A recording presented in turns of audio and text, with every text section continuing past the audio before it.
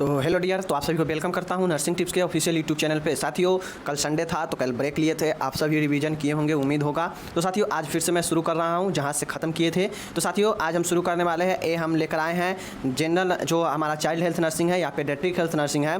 तो दोस्तों, उसके आगे का क्वेश्चन हम लेकर आने वाले हैं क्योंकि पार्ट इसका 1 हम दे चुके थे। अब इसका पार्ट 2 हम यहाँ पर करने वाले हैं। तो चलिए शुरू करते हैं। तो साथियों, ये अभी चला है ट्रू फॉल्स ऑब्जेक्टिव वाला सेकेंड ईयर का। दोस्तों, सभी प्रकार के ऑब्जेक्टिव खत्म हो जाएगा, लगभग 10 दिन लगेगा, सभी प्रकार के ऑब्जेक्टिव खत्म कर देंगे, चाहे वो मैचिंग हो, फिलअप हो, ट्रू फॉल्स, तो लगभग अब खत्म ही होने वाला है। तो दोस्तों, ऐसे में आपको सारी चीज़ें कवर हो जाएगा। 1 नंबर वाला आप प्रैक्टिस करते रहिएगा, उसके बाद फिर से हम लॉन्ग क्वेश्चन की तरफ चलेंगे। तो चलिए शुरू करते हैं। साथियों, यहाँ पे देखिए पहला क्वेश्चन है 53 नंबर। नवजात शिशु के पहले मल को मेकोनियम कहते हैं। तो दोस्तों, आपसे क्वेश्चन पूछेगा कि नवजात शिशु के मल को डैश डैश कहते हैं, मतलब फिलअप में। तो आपको लिखना पड़ेगा मेकोनियम, क्योंकि ये सही है। नवजात शिशु के जो मल होता है उसको मेकोनियम कहते हैं, ये सही है। इसलिए क्वेश्चन आपको फिलअप में भी बन सकता है, तो ध्यान रखिएगा। 54 नंबर है डिप्थीरिया पता करने के लिए बिडाल टेस्ट करते हैं। तो दोस्तों, गलत है। बिडाल टेस्ट किसके लिए करते हैं, कमेंट करके बताइए, हम बता देंगे आंसर आगे। 55 है दोस्तों बहिर्क्षेपी वमन। दोस्तों, डिप्थीरिया के पता लगाने के लिए किसका टेस्ट किया जाता है, तो डीपीटी का टेस्ट किया जाता है, ये आप लोग ध्यान में रखिए। और बिडाल टेस्ट के लिए क्या, बिडाल टेस्ट किसके लिए किया जाता है, कमेंट करके बताइए। 55 है दोस्तों बहिर्क्षेपी वमन। दोस्तों, प्रोजेक्टाइल वोमिटिंग पाइलोरिक स्टोनोसिस होता है। दोस्तों, जो बहिर्क्षेपी वमन मतलब उल्टी जो होता है दोस्तों, जिसको वोमिटिंग बोलते हैं, ये दोस्तों बहिर्क्षेपी जो वोमिटिंग होता है ये दोस्तों पाइलोरिक स्टोनोसिस में होता है। तो दोस्तों, ये आपको ध्यान में देना है। तो ये बातें सही है, पाइलोरिक स्टोनोसिस में होता है बहिर्क्षेपी वमन। तो ये चीज़ें ध्यान में दीजिएगा आप लोग। 56 नंबर है फुफ्फुस गुहा में पीप या पस होने को एफाइस्मा कहते हैं। दोस्तों, जो फुफ्फुस होता है, जो हमारे दोस्तों जिसको हम लोग वात स्फीति भी बोलते हैं, ये दोस्तों हमारे फेफड़े जो होता है, उस जो फुफ्फुस गुहा है वहाँ पे दोस्तों पीप या पस होने को एम्फाइस्मा कहते हैं। तो ये बातें गलत है, ये नहीं होता है, ध्यान में रखिएगा।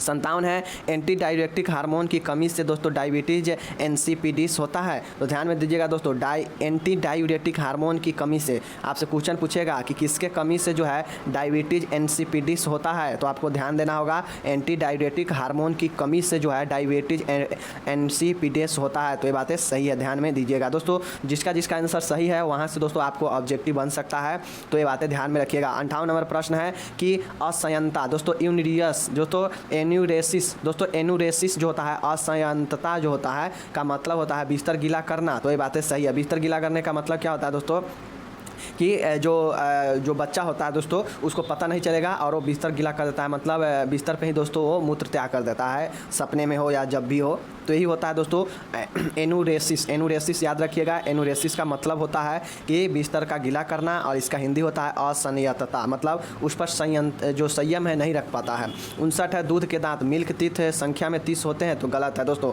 दूध के जो दांत होता है कितना होता है आप लोग कमेंट करके बता सकते हैं, नॉर्मल चीज़ है, सब लोग जानते होंगे। 60 है रिकेट्स रोग में दोस्तों पाइजन चेस्ट पाया जाता है। तो दोस्तों सही है। जो हमारे दोस्तों जो रिकेट्स होता है विटामिन डी की कमी से दोस्तों ये जो होता है ये पाइजन चेस्ट में पाया जाता है। तो ध्यान रखिएगा कि रिकेट्स रोग में पाइजन चेस्ट पाया जाता है, इस चीज़ को ध्यान में रखिएगा, ये बातें सही है। 61 है पीलिया हाथ पैर में नीले हो जाते हैं। तो दोस्तों गलत है। पीलिया जो है हाथ या पैर में ही दोस्तों नीला नहीं होता है, पीला होता है, इस चीज़ को ध्यान में रखिएगा। इसमें संपूर्ण शरीर जो है दोस्तों पीला दिखाई देता है, नीला नहीं होता है। 62 है दोस्तों थैलेसीमिया एक अनुवांशिक रोग है। तो दोस्तों बिल्कुल सही है। जो दोस्तों थैलेसीमिया है यह एक अनुवांशिक रोग है, मतलब जीनेटिक्स रोग है। 63 है जन्म के समय बच्चे का वजन 2.5 केजी से 3.5 केजी तक होता है। तो ये बातें सही है दोस्तों, बिल्कुल सही है। 64 नंबर है विटामिन सी की कमी से दोस्तों स्कर्वी रोग होता है। तो बिल्कुल ये भी बात सही है। तो इस चीज़ को ध्यान में रखिएगा, जो चीज़ें आसान है दोस्तों उस पर ज़्यादा समय क्यों बिताया जाए। 65 नंबर है बच्चों में 6 या 7 माह पर पहला दांत निकलता है। तो ये बातें भी सही है दोस्तों, कि जो बच्चा होता है पहला जो दांत होता है वो 6 से 7 महीने पर निकलता है, बात सही है। 66 नंबर है विटामिन सी की कमी से पेलेग्रा रोग होता है। तो दोस्तों ये बातें गलत है। विटामिन सी की कमी से क्या होता है, अभी ऊपर में देखे हैं कि जो है स्कर्वी रोग होता है। 67 है दोस्तों कि वूपिंग कफ को पर्टुसिस भी कहा जाता है। तो बिल्कुल सही है दोस्तों। आपसे क्वेश्चन पूछ देगा कि जो वूपिंग कफ है, वूपिंग जो कफ है उसके लिए पर्टुसिस का जांच किया जाता है, फिर भी सही है। तो ये चीज़ें ध्यान में आप लोग रखिएगा दोस्तों। लॉक जॉक जो है लॉक जो टेटनस रोग में पाया जाता है। तो ये बातें सही है। आप देखिए दोस्तों, आपसे मैचिंग में एक क्वेश्चन कैसे पूछ देगा, एक साइड दे देगा टेटनस और एक साइड दे देगा लॉक जॉक, तो आपको मिलान करना रहेगा। तो आपको जो है दोस्तों यहाँ पे मिलान करना रहेगा कि जो टिटनस से होता है उसमें दोस्तों लॉक जॉक होता है। लॉक जॉक ये होता है दोस्तों कि इसमें हाथ का उंगलियाँ दोस्तों टेढ़ा होने लगता है और ये दोस्तों अपने जो चीज़ें होता है उसमें ये बदलाव आने लगता है, यानी जो हाथ पैर की उंगलियाँ हैं दोस्तों उसमें टेढ़ापन होने लगता है, करापन होने लगता है, यही होता है लॉक जॉक। लॉक जॉक के मतलब होता है कि बंद होने लगना। तो ही चीज़ें हैं। 69 है क्लोस्ट्रीडियम टिटेनी नामक जीवाणु से टिटनस रोग होता है। तो बिल्कुल ये भी बात सही है, हम लोग कितने बार देख चुके हैं। 70 नंबर है मेनिंजाइटिस में बच्चे की गर्दन अकड़ जाती है। तो दोस्तों ये बातें सही है। मेनिंजाइटिस में क्या होता है दोस्तों, ये हमारे गर्दन से लेकर ब्रेन तक इफेक्ट करता है और इसमें बच्चे का गर्दन क्या होता है, अकड़ जाता है। तो ये बातें को ध्यान में रखिएगा। ये चीज़ें यहाँ पे हो गया साथियों। अब हम लोग चलते हैं यहाँ पे 71 नंबर प्रश्न में, बहुत शानदार है कि बिल्स ट्यूमर से यकृत प्रभावित होता है। तो दोस्तों ध्यान देना है, अगर आपको दिया जाएगा कि बिल्स ट्यूमर से यकृत प्रभावित होता है तो ये बातें गलत है।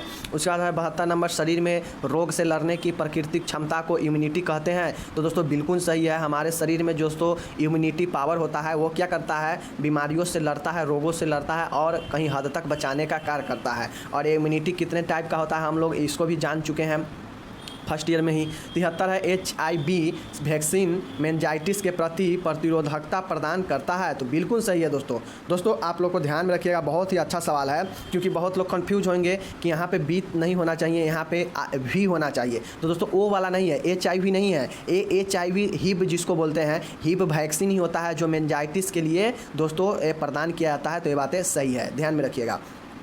अब देखिए बहुत ही शानदार प्रश्न है 74 नंबर कि गर्भधारण के 42 सप्ताह वे के बाद पैदा हुए नवजात शिशु को पोस्ट टर्म बेबी कहते हैं। बिल्कुल सही है दोस्तों। हम पहले भी बताए थे कि एक होता है प्री टर्म बेबी और एक होता है post term baby. Pre term होता है जो पहले हो जाता है समय से और पोस्ट टर्म होता है जो एक नॉर्मल समय है और उस नॉर्मल समय के बाद होता है तो वो होता है पोस्ट टर्म बेबी। तो यही चीज़ें हैं। उसके बाद दोस्तों है 75 नंबर, सीरम बिलिरुबिन का समान स्तर 0.1 से 0.8 mg प्रति DL होता है। तो बिल्कुल सही है दोस्तों। ये भी क्वेश्चन बहुत बार आ चुका है, आपसे फिलअप में पूछ देगा कि सीरम बिलिरुबिन का समान स्तर डैश डैश होता है तो आपको लिखना पड़ेगा 0.1 से 0.8 mg प्रति DL। तो ये बातें सही है।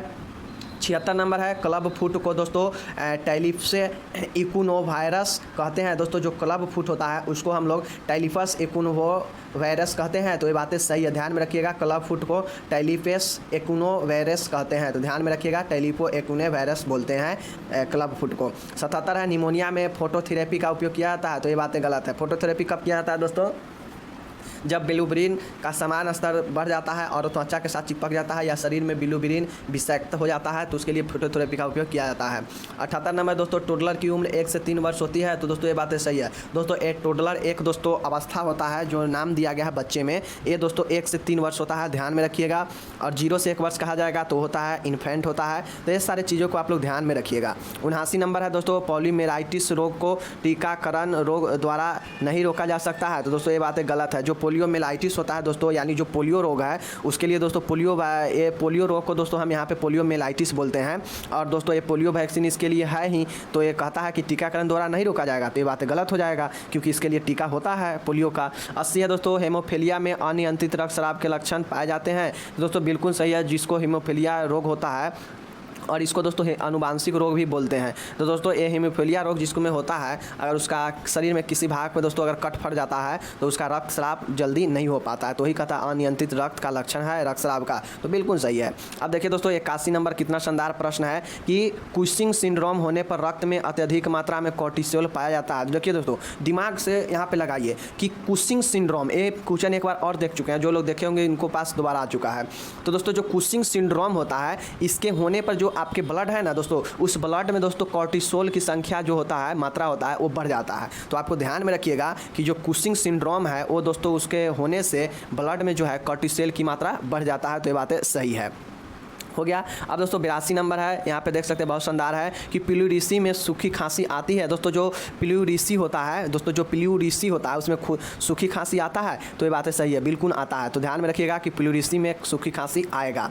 83 है ब्रिस्न, जिसको दोस्तों हम लोग टेस्टिस बोलते हैं। टेस्टिस का ब्रिस्न कोष जो स्क्रोटम में न उतरना दोस्तों क्राइप्टोकिडिज्म कहलाता है। तो दोस्तों ध्यान में दीजिएगा कि जो ब्रिस्न है, जो टेस्टिस है दोस्तों, जिसको हम लोग अंड कोष भी बोलते हैं, इसमें ब्रिस कोष जो स्क्रोटम स्क्रोटम होता है उसका दोस्तों न उतरना, मतलब उसमें न आना, क्राइप्टोकार्डिज्म कहते हैं। तो दोस्तों बिल्कुल सही है। ब्रीस में आपके टेस्टिस में या अंडकोश कहिए उसको, उसमें ब्रीस कोश दोस्तों न उतरना उसको क्राइप्टोकोरिज्म बोलते हैं। तो ये बातें सही है। नाम क्या है? क्राइप्टोकिडिज्म। जी हाँ दोस्तों, क्राइप्टोकिडिज्म। तो ध्यान रखिएगा, इसको स्पेलिंग देख लीजिए, CRPTORCHIDISM। तो ये हो गया क्रिप्टोडिज्म। तो ये चीज़ें हो गया यहाँ पे। नेक्स्ट यहाँ पे देखते हैं, बहुत शानदार प्रश्न है साथियों, 84 नंबर। थायमिन के अभाव से बेरी रोग उत्पन्न होता है। तो दोस्तों बिल्कुल सही है। थायमिन किसको बोलते हैं? विटामिन बी को, और विटामिन बी के कारण ही दोस्तों बेरी रोग होता है। तो ये बातें सही है। अब दोस्तों हम लोग यहाँ पे देखते हैं 85 नंबर। WHO के अनुसार दोस्तों 4 से 6 माह की आयु पर बीनिंग शुरू कर देनी चाहिए। तो दोस्तों बिल्कुल सही है। WHO कहता है कि कम से कम दोस्तों 6 माह पर जो है माँ को क्या करना चाहिए, बच्चे से जो स्तनपान है वो धीरे धीरे उससे दोस्तों आहार के थ्रू जो है उसे छुड़ाते जाना चाहिए। क्यों? अभी बीनिंग में होता क्या है साथियों कि माँ क्या करती है, बच्चे को जब स्तनपान का दोस्तों 4 से 6 महीना हो जाता है, तब जो माँ क्या करती है, बच्चे को स्तनपान छुड़ाने के लिए उसको धीरे धीरे आहार देने लगती है, जिससे बच्चा दूध से क्या हो, स्तनपान से दूर होते जाए। तो यही चीज़ें होता है। तो ये बातें सही है। तो ध्यान में रखिएगा, आपसे पूछेगा फिलअप में भी कि बीनिंग का समय क्या होता है, तो 4 से 6 माह। उसका दोस्तों 86 नंबर है हाइपोडिसियासिस। जी हाँ दोस्तों, जो हाइपोएस्पेडियासिस में होता है कि यूरेथ्रा का छिद्र शीशन के ऊपरी सतह पर पाया जाता है। तो ये बातें गलत है दोस्तों। हम लोग जानते हैं कि जो बच्चा होता है उसमें दोस्तों जो मूत्र मार्ग होता है, यूरेथ्रा जो होता है, उसमें दोस्तों 3 टाइप से खुलता है। एक होता है दोस्तों जो नली होता है, मूत्र नली, जिसको दोस्तों हम लोग पेनिस बोलते हैं। वो पेनिस के ऊपर से दोस्तों छिद्र होता है, जिससे मूत्र मार्ग से सही जगह से नहीं करके ऊपर से उसको मूत्र होता है। एक होता है दोस्तों पेनिस के नीचे खुलता है, जो कि ये सब अनियंत्रित होता है। ये सब दोस्तों किसी कारण से ये दोस्तों जन्मजात भी हो सकता है। और एक होता है हमारा यहाँ पे पेनिस है, ये है। तो सही मार्ग क्या है दोस्तों मूत्र निकालने का? पेनिस है, इससे मूत्र निकलता है। तो अब लेकिन दोस्तों अगर छिद्र नीचा है, ये भी प्रॉब्लम होता है। और एक छिद्र होता है ऊपर होता है इस पेनिस के, तो मूत्र यहाँ से भी निकल जाता है, यहाँ से भी निकल जाता है छिद्र होने से। लेकिन जबकि सही स्थान कौन सा है? ए वाला है। तो दोस्तों यही चीज़ है, समझ गए होंगे। तो इसी प्रकार में जो हाइपोएस्पेडियासिस है दोस्तों, ये दोस्तों ऊपर की तरह नहीं खुलता है। जो मैंने बताया कि पेनिस से ऊपर एक छिद्र होता है, इसको हम लोग हाइपोएस्पेडियासिस नहीं बोलते हैं, कुछ और बोलते हैं। तो ये बातें गलत हो जाएगा। 86 हो चुका है यहाँ पे। अब चलिए हम देखते हैं बहुत शानदार प्रश्न की तरफ। 87 नंबर। जन्म के समय बच्चों का औसत लंबाई 150 सेंटीमीटर होता है। तो दोस्तों ये बातें गलत है, बहुत शानदार है। ये भी क्वेश्चन हम बता चुके हैं मेडिकल सर्जिकल 1 में। ये दोस्तों जो है जन्म के समय औसत लंबाई कितना होता है बच्चे को। 88 नंबर। 4 से 6 सप्ताह के अंदर बच्चा मुस्कुराना प्रारंभ कर देता है। तो दोस्तों बिल्कुल सही बात है। तो आप लोग ध्यान में रखिए कि 4 से 6 सप्ताह में जो है बच्चा क्या करता है, मुस्कुराना प्रारंभ कर देता है। उसके बाद दोस्तों 89 है चिकन पॉक्स दोस्तों वैरिसेला जोस्टर वायरस द्वारा होता है। दोस्तों बिल्कुल सही है। तो आप लोग को ध्यान में रखना होगा कि जो चिकन पॉक्स होता है दोस्तों, एक होता है स्मॉल पॉक्स और एक होता है चिकन पॉक्स। तो स्मॉल पॉक्स वाला भी हम बता दिए कि किसके कारण होता है, और एक चिकन पॉक्स है जो कि वैरिसेला जोस्टर वायरस के कारण होता है। तो ध्यान में रखिएगा, आपसे फिलअप में भी पूछ देगा कि चिकन पॉक्स किसके कारण होता है, बताइए डैश डैश। तो वैरिसेला जोस्टर वायरस के कारण होता है, ध्यान में रखिएगा। ये चीज़ें हो गया यहाँ पे। अब दोस्तों हम यहाँ पे देखते हैं 90 नंबर। बहुत शानदार प्रश्न है। 90 नंबर क्या है, और ये दोस्तों 90 नंबर है कि कोलेरा रोग दोस्तों महामारी के रूप में फैलने वाला रोग है। तो दोस्तों जो कोलेरा होता है बिल्कुल सही है, यह महामारी के रूप में दोस्तों ये चीज़ें फैल सकता है। तो ये बहुत ही शानदार प्रश्न है। तो ये चीज़ें यहाँ पे हो चुका। अब चलिए दोस्तों हम लोग यहाँ पे देखते हैं बहुत ही शानदार प्रश्न। अब दोस्तों हम लोग यहाँ पे देखते हैं 91 नंबर प्रश्न है। बहुत शानदार प्रश्न है कि ओसोफेजियल दोस्तों आइट्रेसिया एक जन्मजात रोग ही नहीं है। तो दोस्तों एक गलत है। दोस्तों हम लोग जो ओसियोफेजियल एट्रेसिया है इसको भी हम लोग देख चुके हैं। तो दोस्तों ये चीज़ आपको बताना है कि जो लोग हमारे लॉन्ग क्वेश्चन को देखे होंगे, 10 नंबर में एक क्वेश्चन पूछा जाता है, तो जो लोग देखे होंगे वो समझ गए होंगे। तो ये यहाँ पे दोस्तों ये जो ओसोफेजियल एट्रेसिया होता है यह एक जन्मजात रोग है। तो यहाँ पे कह रहा है नहीं है, तो ये बातें गलत हो जाएगा। उसके बाद है 92 नंबर। जन्म के समय शिशु की हृदय धड़कन 130 से 50 प्रति मिनट होती है। तो दोस्तों जो जन्म के समय जो कोई भी शिशु जन्म लेता है तो उसका हृदय धड़कन जो है 130 से 50 होता है प्रति मिनट। तो बिल्कुल सही है, होता है। हार्ट बीट जो है 130 से 50 होता है, मतलब जन्म के समय सबसे ज़्यादा होता है। तो इस चीज़ को ध्यान में रखिएगा। 92 है जन्म के समय जो है शिशु का हृदय धड़कन इतना होता है। तो बिल्कुल सही है। 93 दोस्तों ब्रेस्ट मिल्क में दोस्तों लैक्टोफेरिन भी पाया जाता है। तो बिल्कुल सही है दोस्तों। जो स्तन दूध है, स्तनपान जो होता है है अगर बच्चा करता है तो स्तन के दूध में दोस्तों ब्रेस्ट मिल्क में लैक्टोफेरिन भी पाया जाता है। बिल्कुल सही है। तो दोस्तों ध्यान में रखिएगा, आपसे क्वेश्चन पूछ देगा कि ब्रेस्ट मिल्क में क्या क्या क्या पाया जाता है, तो लैक्टोफेरिन पाया जाता है, ध्यान में रखिएगा। तो ये चीज़ें यहाँ पे हो चुका है 93 नंबर।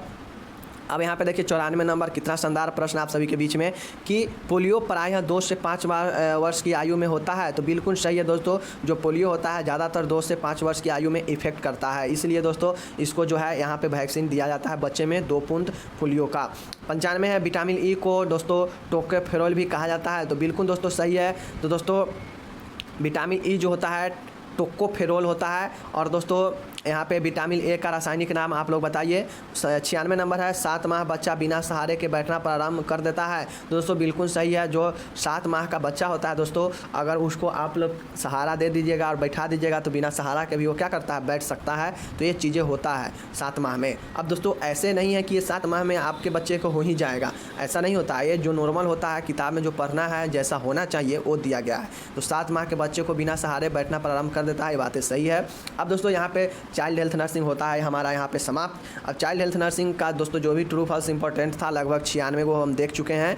तो आप लोग इसको पढ़िए और दोस्तों समझिए, क्योंकि दोस्तों आपका एग्जाम बहुत इंपॉर्टेंट है। एग्जाम में अच्छा नंबर लाने के लिए सभी तरह के क्वेश्चन को देखना पड़ेगा और यही रीज़न है कि हम सभी प्रकार के क्वेश्चन दोस्तों ला भी रहे हैं। कुछ दिनों तक लॉन्ग क्वेश्चन हम लोग देखे हैं, तो लोगों को लगा कि दोस्तों शॉर्ट क्वेश्चन भी देखना चाहिए, क्योंकि ये भी क्वेश्चन आपको दोस्तों 15 नंबर 20 नंबर में पूछेगा सभी मिलाकर, तो आपको ये सब चीज़ें देखना चाहिए। तो चलिए शुरू करते हैं अब हम लोग यहाँ पे। तो ये है साइकेट्रिक हेल्थ नर्सिंग का। तो हम लोग यहाँ पे जो 20 क्वेश्चन है साइकेट्रिक हेल्थ नर्सिंग का भी देखेंगे, ताकि दोस्तों आपको ज़्यादा से ज़्यादा क्वेश्चन एक वीडियो में देखने को मिले और वीडियो कम बने। एक ही चीज़ को मैं 2-2 बार, एक ही सब्जेक्ट को 3-3 बार वीडियो बनाना नहीं चाहता हूँ। रेयर केस में दोस्तों बनाता हूँ, ताकि आप लोगों को दोस्तों ज़्यादा बोर भी ना हो और चीज़ें समझ में आए। तो चलिए शुरू करते हैं। तो दोस्तों 1 नंबर देखिए, 90 से 100 के मध्य असमान मानी जाती है। दोस्तों जो 90 IQ लेवल जो होता है 90 से 100 के मध्य असमान मानी जाती है। तो दोस्तों ये गलत है। कहता है क्या चीज़, IQ जो लेवल होता है दोस्तों, वो दोस्तों 90 से 100 के जो मध्य IQ लेवल होता है उसको क्या नॉर्मल नहीं माना जाता है। तो ये बातें गलत है। तो इसका मतलब क्या हुआ कि 90 से 100 के जो इसका भी IQ लेवल है वो क्या है, समान है, मध्य है। तो ये चीज़ें हो गया।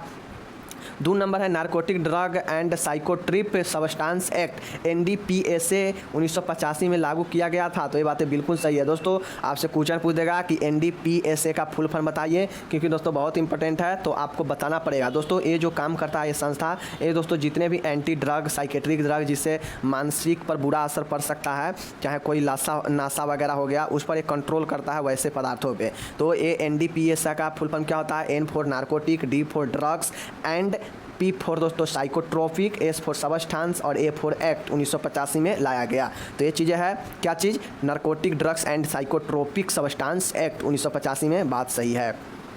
3 नंबर है स्वास्थ्य का अर्थ है केवल किसी रोग या अपंगता का अभाव। बिल्कुल गलत है। हम लोग इसको दोस्तों कितना बार देख चुके हैं, इसका डिफिनेशन फर्स्ट ईयर में भी, कि जो रोग है सिर्फ और सिर्फ स्वास्थ्य जो है दोस्तों, स्वास्थ्य सिर्फ और सिर्फ रोग या शारीरिक अपंगता का ही दोस्तों अभाव नहीं है। इसमें जो होता है दोस्तों, इसमें ये होता है कि आपके दोस्तों मानसिक, शारीरिक, सामाजिक तौर पे भी दोस्तों सभी चीज़ों को समझने और सभी चीज़ों को दोस्तों देखने का आपके अंदर स्वस्थ तरीक़ा से होना चाहिए, वही स्वास्थ्य होता है। सिर्फ दोस्तों रोग और अपंगता नहीं होता है। चौथा देखिए, बहुत शानदार प्रश्न है यहाँ पे दोस्तों। क्या कहता है कि मनिया के रोगी को लिथियम चिकित्सा दी जाती है। तो दोस्तों ध्यान में रखिएगा, आपसे पूछ देगा कि आप एक एग्जाम्पल बताइए, मनिया के रोगियों को कौन सा दवा दिया जाएगा। तो ये लिथियम दिया जाता है मेडिकल में। तो दोस्तों समझ आइए, मेनिया के रोगों को लिथियम दिया जाएगा। 5वां है डेमेनेशिया के रोगी में स्मृति विकार, मेमोरी इम्पेयरमेंट पाया जाता है। तो दोस्तों ये बातें बहुत शानदार है कि जो डेमेनेशिया होता है दोस्तों, ये डेमेंशिया जो होता है इसमें जो रोगी होता है, मतलब डिमेंशिया एक दोस्तों बीमारी है मानसिक। ये दोस्तों डिमेंशिया जो होता है तो किसी भी जो मेमोरी होता है उसमें दोस्तों विकार उत्पन्न होने लगता है, मतलब प्रॉब्लम, समस्या उत्पन्न होने लगता है। तो ये बातें बिल्कुल सही है। उस दूसरे 6ठा नंबर है दूसरे के कहने पर कुछ शब्दों की नकल करना म्यूटिज्म गलत कहलाता है। तो दोस्तों आप लोग बताइए कि क्या दूसरों के कहने पर अगर आप किसी भी चीज़ को दोस्तों अगर उसके चीज़ों को नकल कर रहे हैं तो उसको म्यूटिज्म बोला जाता है। तो ये बातें नहीं है, गलत है। तो ये बातें ध्यान में रखिए। उसका दोस्तों बहुत शानदार प्रश्न है 7 नंबर, भीड़ से डर लगना एग्रोफोबिया कहलाता है। तो बिल्कुल सही है। और दोस्तों जो है पानी से डर लगना हाइड्रोफोबिया कहलाता है, और भय होना, डर होना को फोबिया बोला जाता है। तो ये चीज़ है, यानी क्राउड से आपको डर लगता है तो एग्रोफोबिया बोला जाता है। बातें सही है। 8 नंबर है मानसिक रोगी खतरनाक होते हैं, तो ये बातें दोस्तों गलत है। जो मानसिक रोगी होता है दोस्तों वो खतरनाक हो जाता है, लेकिन दोस्तों वो सभी होता नहीं है, ये बातें ध्यान में रखिएगा। 9 है दोस्तों मानसिक रोग लाइलाज होते हैं, तो ये भी बात गलत है। लाइलाज का मतलब होता है कि इसका इलाज नहीं होता है, तो ये बातें गलत है। मानसिक रोग का भी दोस्तों इलाज है। 10वां है दोस्तों डिमेंशिया एक क्रोनिक मेंटल डिसऑर्डर है, बिल्कुल सही है दोस्तों। ये जो डिमेंशिया होता है दोस्तों देखिए, एक होता है एक्यूट और एक होता है क्रोनिक। एक्यूट होता है जो कि धीरे धीरे असर दिखाता है, और क्रोनिक मतलब होता है तीव्र गति से। तो यही है डिमेंशिया जो है एक दोस्तों तीव्र मानसिक विकार है, तो ये बातें सही है। मतलब यहाँ पे तेज़ी से आपके दिमाग को प्रभावित करता है डिमेंशिया में, तो इस चीज़ को ध्यान में रखिएगा। 11 होता है दोस्तों मानसिक रोग में व्यक्ति आत्मविश्वासी होता है, तो ये बातें गलत है दोस्तों। जिसको मानसिक प्रॉब्लम होता है दोस्तों उसमें जो आत्मविश्वास की कमी आती है, तो ये बातें यहाँ पर दे रहा है कि यह आत्मविश्वासी होता है, तो ये बातें गलत हो जाएगा। आत्मविश्वासी खो देता है मानसिक रोगी। 12 नंबर है सिगमंड फ्रॉयड ने व्यक्तित्व विकास के सिद्धांत को प्रस्तुत किया, तो दोस्तों जो सिगमंड फ्रॉयड है बिल्कुल सही है कि इन्होंने व्यक्तित्व के जो विकास है, डेवलपमेंट है, इसके दोस्तों थ्योरी को प्रस्तुत किए, ये बातें सही है। 13 नंबर है फोस्टर होम्स में क्रोनिकली इल मरीजों को रखा जाता है, तो दोस्तों जो फोस्टर होता है, फोस्टर होम्स में दोस्तों जो है क्रोनिकली इल मतलब जो दोस्तों तीव्र गति से जिसमें बीमारी होता है उसको रखा जाता है, तो ये बातें गलत है, तो ये बातें यहाँ पे गलत हो जाएगा। उसका दोस्तों है कि क्रॉनिक इल को मतलब जो फोस्टर होम होता है उसमें नहीं रखा जाता है। 14 है दोस्तों, यहाँ पे देखिए कितना शानदार प्रश्न है आप सभी के लिए, बहुत शानदार प्रश्न है दोस्तों। 14 में एल्जाइमर डिजीज के कारण डेमेंशिया हो सकता है, तो दोस्तों ये बातें ध्यान में रखिए, बिल्कुल सही है, ये चीज़ें हो सकता है। एल्जाइमर दोस्तों जो डिजीज होता है इसके कारण डेमेंशिया हो सकता है, तो बिल्कुल सही है, ध्यान में रखिएगा। 15 नंबर है चेतना में कमी व स्थित भ्रम डेमेंशिया के लक्षण होते हैं, दोस्तों जो चेतना है, जो कॉन्शियस है, इसमें कमी दोस्तों आपके भ्रम या डेमेंशिया के लक्षण हो सकते हैं, तो ये बातें गलत है, ऐसा नहीं होता है। 16 नंबर है ईसीटी से पहले रोगी के लिखित सहमति प्राप्त करना आवश्यक नहीं होता है, तो ये बातें गलत है दोस्तों। ईसीटी करने के से पहले क्या होता है, रोगी से या उसके संबंधी से जो है दोस्तों वो ईसीटी के लिए लिखित सहमति पत्र लिया जाता है, क्योंकि हो सकता है दोस्तों ईसीटी दोस्तों जो है रोगी को सूट नहीं करेगा और उसके साथ कुछ गलत हो जाएगा, तो यही चीज़ें होता है।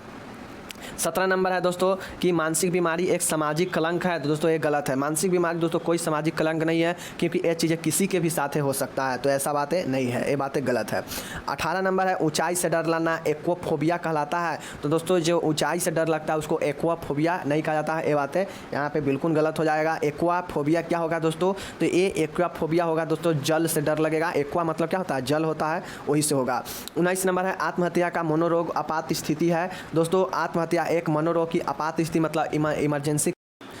सो फ्रेंड यहाँ पे जो आपको मैं बता दूं कि जो ऊंचाई से डर लगता है उसको एक्वाफोबिया नहीं बोला जाता है, बातें गलत है। और आत्महत्या एक दोस्तों इमरजेंसी कंडीशन होता है मनोरोग में, तो ये बातें भी सही है। और 20 नंबर है दोस्तों ईसीटी टेम्पोरल लोब पर लगाई जाती है, तो दोस्तों बिल्कुल सही है। जो ईसीटी होता है दोस्तों इलेक्ट्रोकन्वल्यूशनल थेरेपी, ये दोस्तों टेम्पोरल लोब होता है उस पर लगाया जाता है, ये बातें सही है। तो ध्यान रखिएगा कि जो ईसीटी होता है ये टेम्पोरल लोब पर लगाया जाता है। तो दोस्तों ऐसे आपको यहाँ पे मैं 20 क्वेश्चन करा दिया साइकेट्रिक हेल्थ नर्सिंग का। अब दोस्तों 20 से आगे जो भी क्वेश्चन बनेगा, लगभग इसमें 120 क्वेश्चन है, तो 100 क्वेश्चन दोस्तों हम कल करेंगे। और बाकी आप लोग दोस्तों प्रैक्टिस करते रहिए, पढ़िए, क्योंकि आपके पास दोस्तों मैं बता रहा हूँ आपको दोस्तों आपके सिलेबस के अनुसार, चाहे सेकेंड ईयर हो, फर्स्ट ईयर हो, थर्ड ईयर हो, आपके पूरे यूट्यूब पर कोई नहीं पढ़ाता है। यूट्यूब पर दोस्तों क्योंकि इतना बड़ा दोस्तों आपको वीडियो कोई नहीं बना के देगा, किसी के पास समय नहीं है, सब चाहता है कि 10 मिनट के वीडियो बना ले और पैसा कमाए। लेकिन मैं दोस्तों आपको ये प्रोवाइड कराता हूँ ताकि आप अच्छे से पढ़ सके और चीज़ों को समझ सके और आपके एग्ज़ाम का फुल तैयारी हो सके। तो ध्यान रखिएगा, कहीं भटकना नहीं है। यहाँ पे दोस्तों आप हिंदी मीडियम हो, इंग्लिश मीडियम हो, सभी मीडियम वालों के लिए आसान है, क्योंकि हिंदी में बताते हैं तो आप लोग जान सकते हैं, उसके बारे में समझ सकते हैं चीज़ों के बारे में। तो दोस्तों जो भी आपके एग्ज़ाम के तौर पे सब्जेक्टिव ऑब्जेक्टिव है, सभी चीज़ें हम दे रहे हैं, तो आप लोग पढ़ने का कोशिश कीजिए। बाकी चैनल पर मत जाइए, क्योंकि बाकी चैनल पर अलुल जलूल दोस्तों फालतू चीज़ें आपको बताया जाएगा जो आपके एग्ज़ाम के दृष्टिकोण से बिल्कुल सही नहीं होगा। तब तक मिलते हैं अगले वीडियो में। जय हिंद, नमस्कार, टेक केयर।